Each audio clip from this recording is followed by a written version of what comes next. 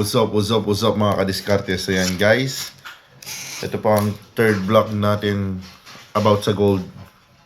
So gold content muna tayo ngayon para na rin sa ating business. So ito po ay binenta ni client. So ito po ay kanyang old na alahas.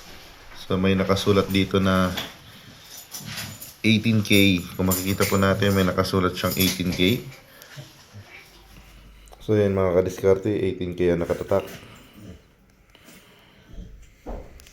So ito po ay tinitinda ni ma'am client na dahil di niya na po masyadong ginagamit at kailangan nila ng pera. So yan guys, check natin kung ito po ay real 18K gold. So yan mga kadiskarte, ang timbang po nito ay 10.31.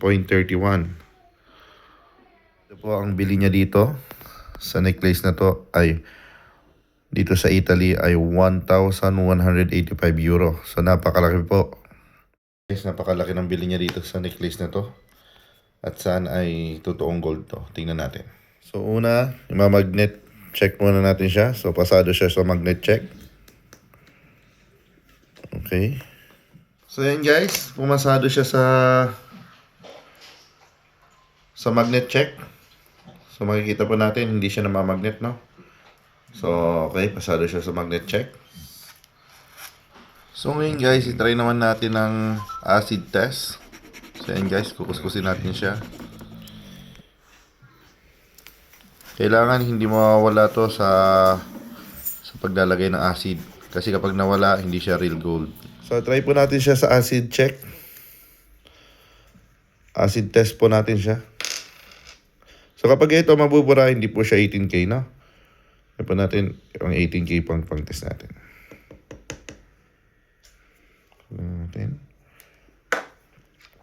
Oh. So yan guys, ibig sabihin nabura. So ibig sabihin hindi po siya 18K.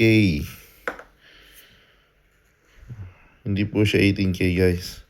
Yan mga kadiskarte, kung makikita po natin, nagsiburahan po yung nung inacid test po natin siya.